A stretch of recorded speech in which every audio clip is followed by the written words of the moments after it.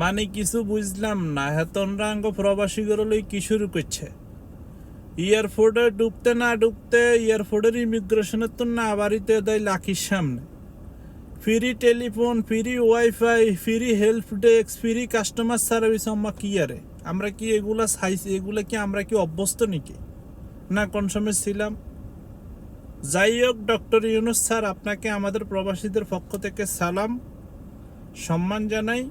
এবং আমরা প্রবাসীরা বাবুরে আপনার কাছে বেশি কিছু চাই না।